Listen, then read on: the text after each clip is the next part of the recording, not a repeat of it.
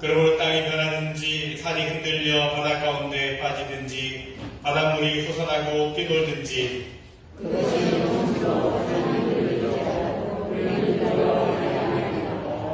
한 시내가 있어 남미에 흘러 하나님의 성 곧 지존하신 이의 성소를 기쁘게 하도다.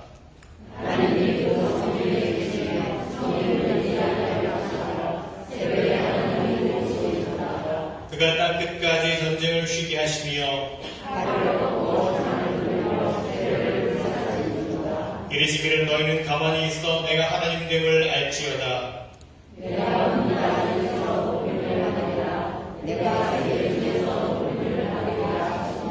만군의 여호와께서 우리와 함께 하시니 아멘. 사도신경으로 우리 믿음의 고백을 올려드리겠습니다. 전에 가사 천지를 만드신 하나님 아버지를 내가 믿사오며 그 외아들 우리 주 예수 그리스도를 믿사오니 이는 성령으로 잉태하사 동정녀 마리아에게 하시고 본디오 빌라도에게 고난을 받으사 십자가에 못 박혀 죽으시고 장사한 지 4년에 죽은 자 가운데서 다시 살아나시며 하늘에 오르사 전능하신 하나님 우편에 앉아 계시다가 저희로서 산자와 죽은 자를 심판하러 오시리라. 성령을 믿사오며 거룩한 공예와 성도가 서로 교통하는 것과 죄를 사하여 주시는 것과 몸이 다시 사는 것과 영원히 사는 것을 믿사옵나이다. 아멘.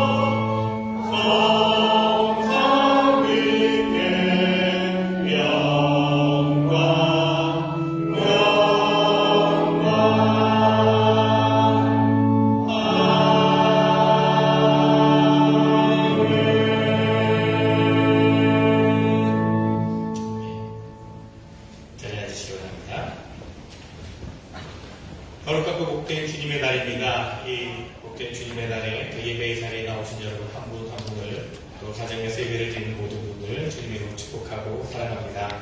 하나님께서 부어주시는 은총과 축복과 건강이 예배 가운데 나오신 여러분 모두에게 가득 살고 넘치기를 또한 기원합니다. 우리 한번 옆에 분하고 인사하겠습니다. 사랑합니다. 축복합니다. 저희가 예전에는 이렇게 막 이 시간 되면 이렇게 다니시면서 서로 허그도 하시고 악수도 하시고 이렇게 구석구석에 계신 분들 서로 찾아서 인사를 했는데 이 팬데믹 이후로 저희가 아직까지 그것까지는 못하고 있는데 곧 또 그렇게 될 날을 올 것이라고 저는 기대합니다. 오미크론 화유 변이가 또 이제 다시 기승을 부리는데 또다시 시작되는 건 아닌가 하는 염려도 있습니다. 하지만 우리가 이미 겪어왔고 경험했기 때문에 충분히 우리가 이길 수 있고 극복할 수 있다고 저는 믿습니다. 여러분 그렇게 이렇게 협력해 주시기 바라고 특별히 우리 안전한 예배를 위해서 계속해서 협력해 주시면 감사하겠습니다.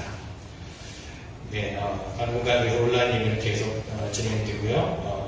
상황에 따라서 또 변동이 있을지 모르겠지만 아마도 더 앞으로 나아지게 될 것입니다. 그런 확신이 있는데 여러분도 같이 기도해 주시고 협력해 주시기를 바랍니다. 구약성경 통독 마치신 분들은 통독표를 제출해 주시기 바랍니다. 아마도 새벽 예배 시간은 다음 주에 이번 돌아오는 주죠. 이번 주간에 통독 일정대로 다 구약성경을 묵상하는 것을 마치게 될 것입니다. 마치신 분들은 통독표를 제출해 주시고요. 제자성경 공부가 7월 21일 목요일 오전 10시부터 시작을 하려고 합니다. 교육관 성가대실에서 성경 공부를 시작하려고 하는데 12명이 현재 신청을 하셨는데 책을 조금 더 여유있게 주문을 했습니다. 그래서 혹시 내가 미처 등록하지 못했지만 신청하지 못했지만 원하시는 분들은 말씀해 주시면 또 그날 함께 참여할 수 있도록 시작할 수 있도록 그렇게 준비하도록 하겠습니다. 교회 창립 115주년 준비 모임을 오늘 가지려고 합니다. 교회 창립일은 9월 둘째 주일 9월 10일인데요. 이 준비를 위한 모임을 오늘 오후 점심 식사 후에 교육관 영어부 성가대실에서 모이겠습니다. 모임을 갖도록 하고요. 영어부도 함께 조인하게 될 것입니다. 특별히 남녀 선교회장님, 또 준비위원장님, 예배부장님, 음악부장님, 재능부장님 함께 참여해 주시면 감사하겠습니다.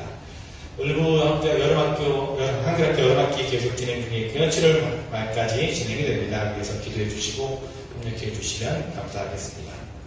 또 신방을 받고 원하시는 가정은 속장님께 말씀해 주시면 함께 신방을 하도록 하겠습니다. 기도의 제목 또 있으시면 적어주시고 함께 중보하도록 하겠습니다. 또 주변에 여러 가지 상황이 또 아픈 분들도 계시고 또 힘겨워하는 분들도 계십니다. 여러분 위해서 함께 중보해 주시길 바라고 오늘 애체는 우리 수갑의 원사님 또 노현아 지사님 가정에서 섬겨 주셨고요. 재단위원 김옥기 원사님 가정에서 섬겨 주셨습니다. 오늘 오영호 성도님 아드님 결혼 또 축하하는 마음으로 또 감사하는 마음으로 떡을 준비하셨는데 후에 이렇게 교제하시면서 축하해 주시면 나오시면 좋겠고 또 장례를 지금 가지고 있습니다. 또 위로해 주시고 또 기도해 주시면 좋겠습니다. 이 시간 기도하실 때 에이미 왕스타님께서 대표 기도 인도해 주시겠습니다.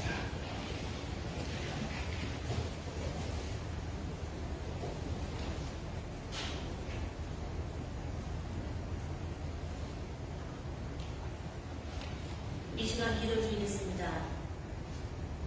할렐루야. 거룩하신 우리 하나님 아버지여, 우리 모두 모여 함께 협력하여 마음껏 예배를 드릴 수 있게 이 시간 허락하여 주시어 감사드립니다. 수많은 일들 가운데 어느 것 하나 주님의 뜻 없이 이루어지는 것이 없으면 좋겠답니다. 전 세계가 질병과 전쟁, 기아와 탐욕, 여러 문제들로 시름할 때 하나님의 치유와 위로가 가득하기를 소망합니다. 모든 상황 속에서 하나님의 뜻이 무엇인지를 바라하는 저희들이 되게 하여 주시옵소서. 혼란과 생명의 위협 가운데 나라를 잃고 고통받는 영혼들을 불쌍히 여겨 주시옵소서. 정신적인 고통과 고난, 배고픔과 박탈감에 힘들어하는 전쟁의 피해자들을 기억하여 주시며 참 위로와 치유, 소망으로 함께하여 주시옵소서.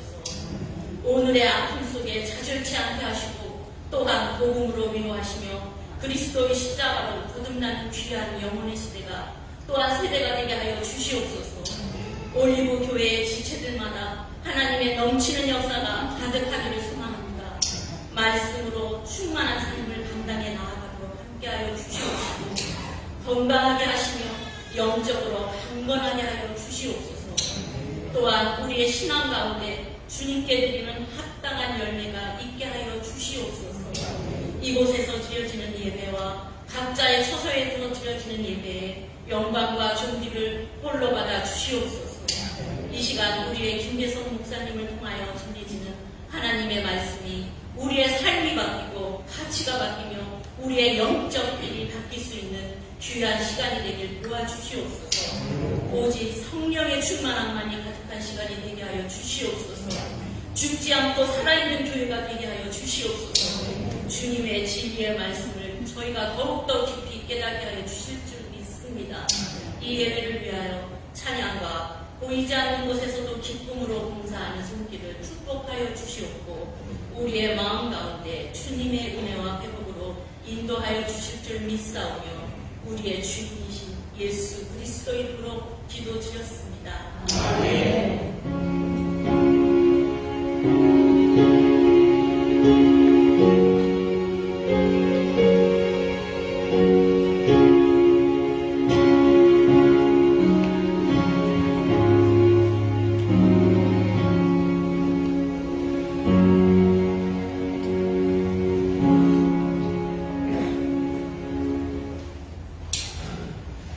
오늘 우리에게 주신 하나님의 말씀은 시편 말씀입니다. 시편 4장 말씀입니다. 4장 1절부터 8절까지 시편 4편 전체 말씀인데요.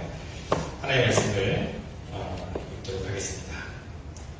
내 의의 하나님이여 내가 부를 때에 응답하소서. 곤란 중에 나를 너그럽게 하셨사오니 내게 은혜를 베푸사 나의 기도를 들으소서.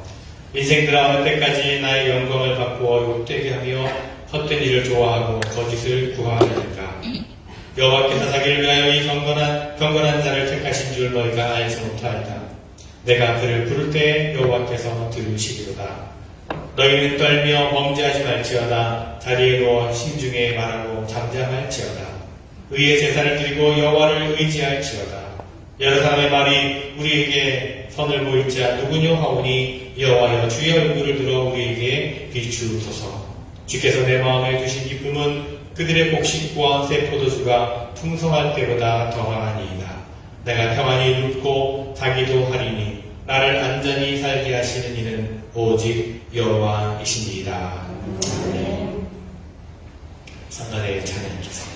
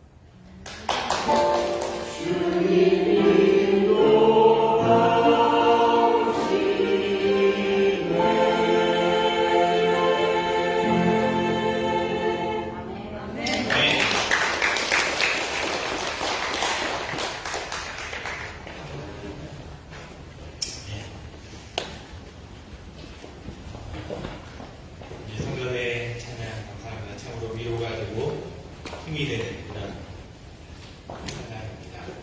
외롭고 힘들 때 주님께서 함께 해주시고 우리를 인도해 주심에 대한 그런 귀한 고백의 찬양이었습니다. 다시 한번 귀한 찬양 감사를 드립니다.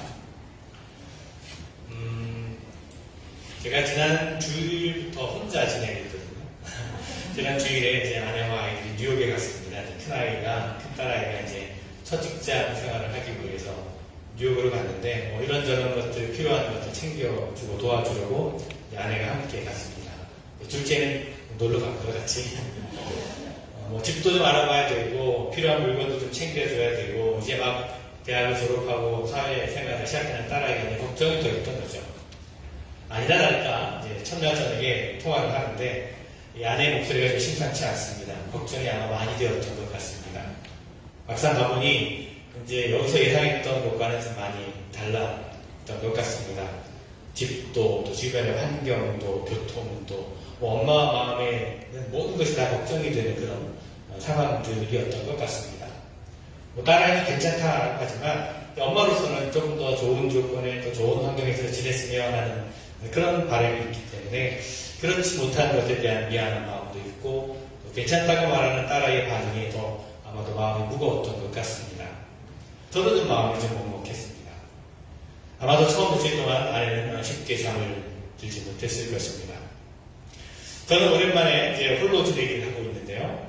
열흘 동안의 홀로 지내기 처음 시작할 때만해도 좀 기대가 있었습니다. 평소 아내가 하지 못하게 했던 것들을 좀 해보면 좋겠다. 예를 들면 밤늦게 야식을 먹는다든지 이런 것들을 좀 해보고 싶었는데 그런데 일주일 정도 이제 지나 보니까 제가 하고 싶었던 것을 하는 것이 아니라 오히려 제가 해야만 하는 것들이 더 많이 늘어나게 됐습니다. 끼니마다 밥을 먹을 준비를 해야 되고요. 먹으면 설거지도 해야죠. 청소를 해야 되고 빨래만 하고 빨래는 세탁기 넣는다고 되는 게 아니더라고요. 또 끝나면 다 걷어서 개내놓고 또 정리해야 되죠. 화초에 물도 줘야 되고 하여튼 평소에 아내가 하던 일을 하면서 그동안 아내가 하는 일에 대해서 굉장히 사소하게 여겼던 제 모습을 다시 돌아보고 반성하게 됐습니다. 해야 될 일이 참 많더라고요. 그러면서 아내에게 고마운 마음도 들었습니다. 든 자리는 몰라도 난 자리는 크다는 것을 제가 좀 실감하고 있습니다. 저도 처음 며칠 동안은 잠을 좀 설치고 뒤척였습니다.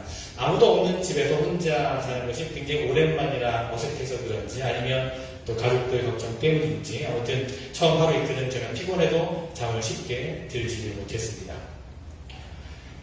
제가 이렇게 잠을 자는 이야기를 여러분에게 드리는 것은 오늘 우리가 읽은 말씀 시편 4편에서 다윗이 지금 그 문제를 언급하고 있기 때문입니다. 오늘 읽은 시편에서 다윗은요 잠자리에 대해서 두 번을 언급하고 있는데요. 4절 말씀에 첫 번째 언급이 나옵니다. 우리가 읽은 번역에는 그렇게 되어 있지 않지만 세 번역 성경으로 읽어보면 이렇게 되어 있습니다. 4절 말씀 보면 너희는 분노하여도 죄 짓지 말아라. 잠자리에 누워 마음 깊이 반성하면서 눈물을 흘려라. 그렇게 되어 있습니다. 여기서 너희라고 표현을 했지만 그 너희 안에는 다윗 자신도 포함되어 있습니다.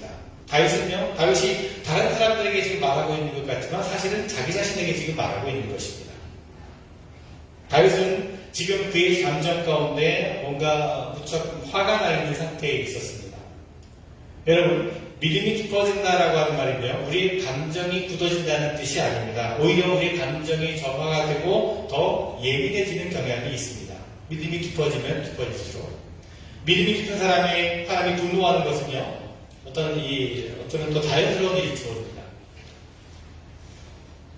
개인적으로 억울한 일을 당할 때도 그렇고, 또 다른 사람에게서 불의한 모습을 보았을 때도 그렇습니다. 감정적으로 분노하게 됩니다.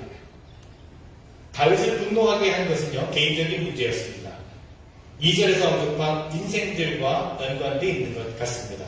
마음이 교만하여 하나님을 무시하고 헛된 일을 좋아하며 거짓신을 섬기는 사람들로 인해서 무언가 손해를 보았거나 모함을 당했거나 억압을 당한 것 같습니다. 그것이 너무나 심하여서 막다른 길목에 다다는 것처럼 그렇게 느꼈던 것입니다. 그 억울한 고난을 당하여 다윗은 지금 분노하고 있는 것입니다.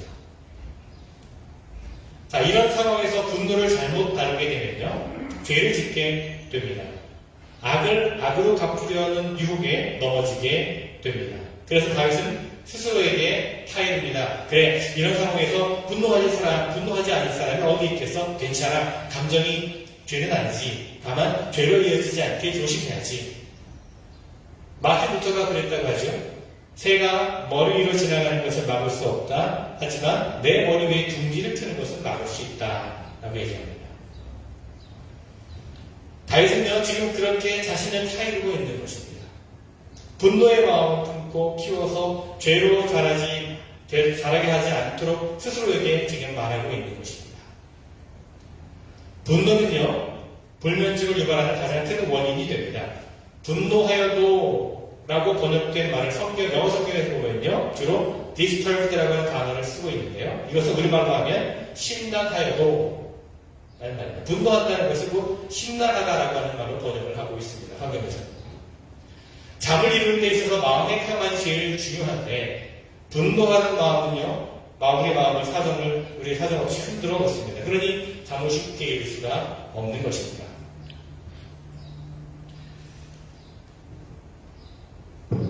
다윗의 생애를 우리가 생각해 보면요, 이 분노 때문에 잠 못 이루는 밤이 수없이 많았을 것임을 우리가 알 수 있습니다.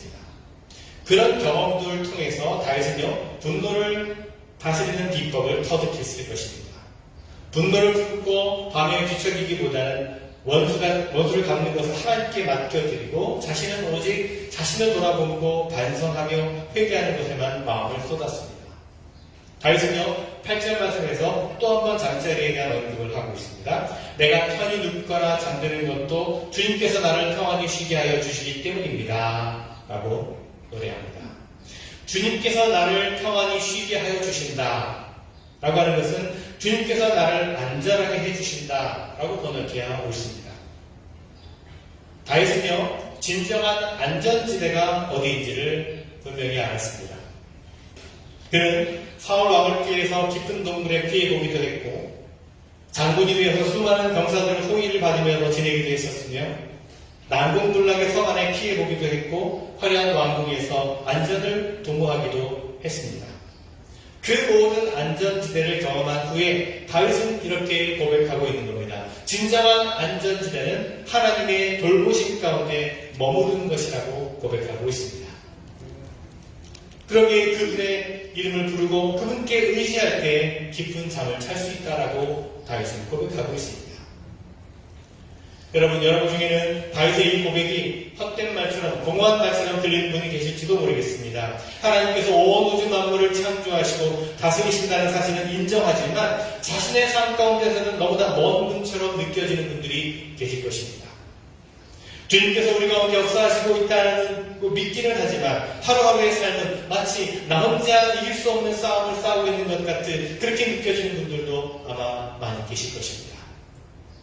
그런 상황에 처하게 되면 뭔가 더 확실하고 강력한 수단이 있으면 좋겠다 하는 생각이 들 것입니다. 그러나 그런 마음을 따라가면 결국은 헛된 일을 좋아하며 거짓신을 섬기게 되는 것입니다. 그런 것들이 금세 문제를 해결해주고 안전한 삶을 보장해줄 것 같지만 실은 우리의 삶을 회복할 수 없을 정도로 무너뜨리는 것입니다. 그 사실을 너무 늦게서야 깨닫고 또한 후회하게 되는 것입니다. 이와 같은 어려움을 겪고 나서야 비로소 인정하게 됩니다. 진정한 안전지대는 바로 하나님이시라고 하는 것을, 진정한 쉼은 마음과 영혼의 쉼으로부터 시작이 되고 마음과 영혼의 쉼은 오직 하나님의 그늘 아래 피할 때만 가능하다는 것을 깨닫게 되는 것입니다. 이렇듯 진실로 하나님은 살아계시고 전능하시며 나의 숨겨진 걱정과 근심까지도 아시고 모든 것을 아름답게 만드시는 분이시라는 사실을 믿을 때에 하나님께 모든 짐을 맡기고 편하게 잠자리에 들 수가 있는 것입니다. 우리말 번역을 보면요, 다윗은 시편 4편에서 잠자리에 대해서 2번 언급하지만 우리가 영어 성경을 보면요, 잠자리에 관한 언급이 한 번 더 나오게 됩니다. NIV 버전을 영어 성경을 보면 1절에 이렇게 한글로 번역을 할 수가 있는데, 오 내 의가 되시는 하나님, 내가 부를 때 응답하소서. 내가 어려움에 빠졌을 때 주님은 내가 피할 방을 마련해 주셨습니다. 하오니 제게 은혜를 베푸소서. 저의 기도를 들어주소서. 라고 다윗은 고백합니다. 내가 피할 방을 마련해 주십니다. 혹은 나에게 숨 쉴 여지를 만들어 주십니다. 라고 해석을 하기도 합니다. 이 말씀을 묵상하는 가운데 저는 저의 경험이 떠올랐습니다. 제가 어렸을 적에 살던 집에는요, 다락방이 있었습니다. 여러분 아마도 옛날 집들은 다락방이 이렇게 다락이라고 불리는 곳이 있었는데 창고처럼 사용되는 그런 공간이었지만 아주 작고 아늑한 공간이었습니다.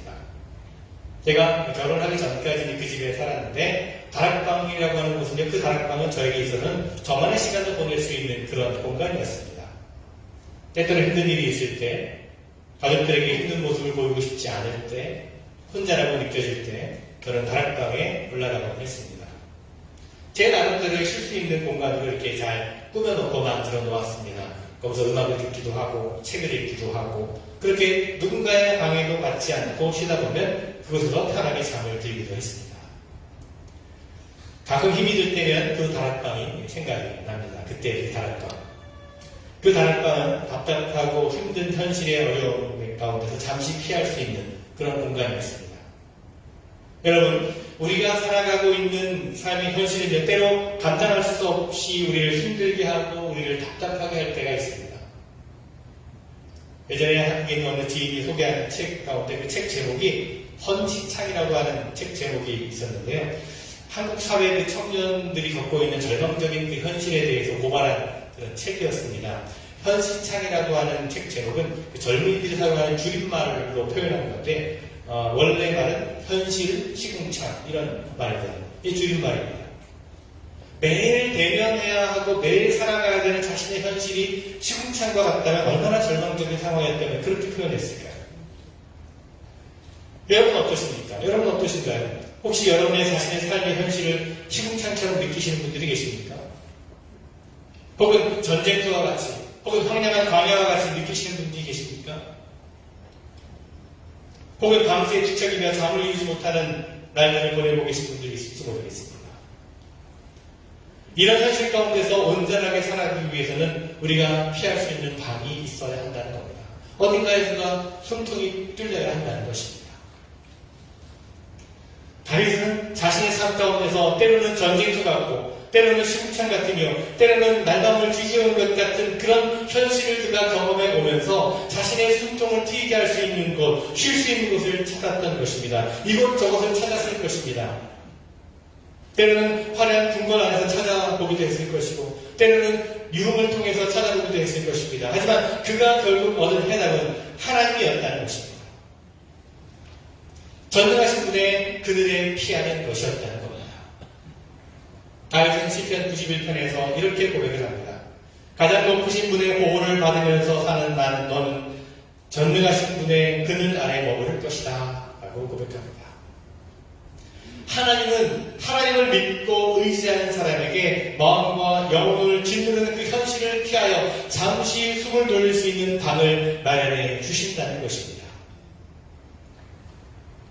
그 방에서 잠시 머물러 숨을 돌리고 나면 다시 때로는 시궁창과 같고 때로는 전쟁터와 같은 때로는 잘못 들은 것과 같은 그 현실도 다시 돌아갈 수 있는 힘을 얻게 된다는 것입니다. 그리고 그 힘으로 시궁창 같은 곳을 연못으로 정화시키고 전쟁터와 같은 곳을 놀이터로 만들 수 있게 된다는 것입니다. 그 힘을 힘입어서 가능하게 된다는 것입니다. 여러분, 하나님께서 우리에게 원하시는 것은 그분이 마련해 두신 그 방에 언제까지 계속 머무르는 것이 아닙니다. 하나님께서 원하시는 것은 그것이 아닙니다. 그 방에서 힘을 얻고 원래 머물던 삶의 자리로 다시 돌아와서 때로는 지치게 만들고 때로는 절망적인 그 현실을 다시 대면하는 것입니다. 다시 그 앞에 서는 것입니다. 그 방은 하나님께서 마련해 주신 것이지만 또한 우리가 가꾸어야 하는 방입니다. 방치해두게 되면, 그냥 내버려두게 되면 먼지가 쌓이게 되고 곰팡이가 피어서 잠시도 머물 수 없게 됩니다. 그래서 우리가 잘 가꾸어야 합니다. 다윗은 오늘 시편에서 그 방을 가꾸는 비결을 우리에게 알려주고 있습니다. 5절 말씀에 보면 두 가지를 하라고 권면하고 있는데요. 올바른 제사를 드리고 주님을 의지하여라 라고 말합니다. 올바른 제사라고 하는 것은 하나님께 드리는 예배를 말하는 것이고 주님을 의지하는 삶은 매일의 삶 속에서 하나님을 의지하며 살아가는 것입니다. 올바른 제사를 드려야만 하나님을 의지할 수 있는 믿음이 생깁니다. 또한 매일매일 하나님을 의지하고 살아가는 사람이 하나님을 참되게 예배할 수가 있습니다. 두 개가 서로 연결되는 겁니다. 여러분, 하나님을 믿는다라는 말과 하나님을 의지한다라고 하는 말은요, 같아 보이지만 묘한 뉘앙스의 차이가 있습니다. 평생을 자신은 무신론자라고 주장하며 살던 사람이 어느 날 이제 내가 믿게 되었다, 이제 내가 믿게 되었습니다 라고 공개적으로 고백을 했습니다. 기적과 같은 일이 일어나는 것이죠. 그런데 그분이 진정한 신앙이 되기 위해서는 또 한 번의 기적이 일어나야 합니다. 하나님의 존재를 인정하는 것에서 이제 한 걸음 더 나아가서 매일매일 그분을 의지하며 살아가는 기적이 일어나야 한다는 겁니다. 어찌 보면 첫 번째 기적보다 더 어려운 기적일지 모릅니다. 다윗은 하나님을 믿을 뿐만 아니라 또한 하나님을 의지했습니다. 그 이유를 3절에서 밝혀주고 있습니다. 주님께서는 주님께 헌신하는 사람을 각별히 돌보심을 기억하여라. 주님께서는 내가 부르실 때 들어주신다 라고 고백합니다. 지금 이 시편을 쓸 때 다윗은요, 모든 면에서, 모든 상황 가운데서 어려운 가운데 있었습니다. 그럼에도 불구하고 그는 하나님의 각별한 돌보심을 믿었습니다. 왜 그랬습니까? 7절에 그 이유가 나와 있습니다. 10절 말씀에 보면 주님께서 내 마음에 안겨주신 기쁨은 햇곡식과 새 포도주가 풍성할 때에 누리는 기쁨보다 더 큽니다 라고 고백합니다. 당시 이스라엘 사람들에게 있어서 가장 행복한 것은요, 햇곡식과 새 포도주를 풍성하게 수확했을 때입니다. 그러나 이런 기쁨과 비교할 수 없는 기쁨이 바로 주님께서 주시는 기쁨이라고 다윗은 고백하고 있습니다. 이것을 오늘날의 비유로 말하자면 어떻게 표현할 수 있을까요? 아마도 주님께서 내 마음에 안겨주신 기쁨은 투자한 주식이 상종가를 치고 자식이 좋은 대학에 들어가고 고급 주택을 마련했을 때 누리는 기쁨보다 더욱 큽니다 라고 그렇게 말할 수 있을 것입니다. 그만큼 큰 기쁨이라는 것입니다. 이런 믿음이 있어야 하나님을 진실로 의지할 수가 있습니다. 하나님보다 더 확실하고 더 좋은 것이 있다라고 생각하는 순간 우리는요, 하나님께 소홀해지게 됩니다. 그러면 하나님께서 마련해 주신 방에는 먼지가 쌓이기 시작하고 얼마 지나면 문이 열렸다가 문이 인상을 찌고 다시 닫아버리게 됩니다. 진정한 안전지대가 하나님께 있고 하나님께서 주시는 것만이 진정한 복이라고 하는 사실을 인정하고 믿어야만 매일 하나님을 의지하고 살아갈 수가 있습니다. 그렇게 되면 우리는 현실에서 지치고 힘들 때마다 그 방에 들어가서 쉼을 얻고 용기를 얻고 위로를 받고 다시금 현실 앞에 설 수가 있게 되는 것입니다. 바로 그것이 다윗이 하나님을 의지하고 살아가면서 경험한 영적인 진실이었습니다. 그가 목동으로 살아갈 때나 군인으로 살아갈 때 혹은 이스라엘의 왕이 된 이후에도 다윗의 일상은요, 온갖 근심과 걱정과 염려거리로 가득했습니다. 현실은 언제나 그의 숨통을 조여왔습니다. 그런 상황 가운데서 그는 하나님 안에서 숨쉴 곳을 찾았던 것입니다. 그분의 이름을 부르며 도움을 호소할 때마다 하나님은 다윗을 준비하신 방으로 따로 불러서 그를 만나주시고 그를 쉬게 해주시고 그를 위로해 주셨다라는 겁니다. 여러분에게는 이 방이 있습니까? 하나님께서 준비해 주신 그 방이 여러분에게 있으십니까? 때로는 전쟁터 같고 때로는 잠 못 이루는 밤 같은 암울한 삶의 현장에서 잠시 물러나서 하나님의 임재 앞에서 여러분 자신을 돌아보고 여러분의 마음과 영혼의 쉼을 얻게 해주는 그런 밤, 사람들의 시선을 피하여 잠시라도 목 놓아 울 수 있게 해주는 곳, 혹은 숨막힐 듯한 그런 현실로부터 잠시 떠나 마음껏 심호흡하며 편하게 쉴 수 있는 그런 자리, 그 방이 여러분에게 있습니까? 그런 공간이 여러분에게 있습니까? 그런 여유가 여러분에게 있습니까? 그런 시간이 여러분에게 있으십니까? 다락방과 같은 곳이 여러분에게 있으십니까? 네, 저는 그 방을 다락방이라고 부르고 싶습니다. 그 방이 여러분에게 있으십니까? 지금 예배 자리에 와 있다면, 지금 이 예배 자리에 꼭 여러분 나와 계시다면, 사실 여러분 모두에게 이 방이 있다는 뜻입니다. 하나님을 믿고 의지하는 사람이면 누구에게나 그 방이 마련되어 있습니다. 문제는 그 방이 어떤 상태에 있는지, 그리고 얼마나 자주 그 방을 이용하는지에 있습니다. 여러분의 다락방의 상태는 지금 어떻습니까? 혹시나 먼지가 쌓여있고 곰팡이 냄새로 잠시도 앉아있을 수 없을 정도로 그렇게 방치되어 있지 않습니까? 혹시나 쓰지 않은 물건들을 넣어두어 발디딜 틈도 없지는 않습니까? 그래서 그 방을 드나드는 횟수가 점점점 줄어들고 있지는 않습니까? 방이 있긴 하지만 아예 잠가두고 살아가고 있지 않습니까, 여러분? 여러분의 다락방에 그렇게 방치되어 있으면 잠못 이룬 밤을 만났을 때 밤새도록 뒤척이며 속을 태울 수밖에 없습니다. 그 방이 잠겨져 있다면 여러분의 영혼이 서서히 질식되어 갈 것입니다. 전쟁터와 같은 사막과 같이 암울한 현실을 이겨내고 변화시킬 힘을, 능력을 얻을 수 없게 될 것입니다.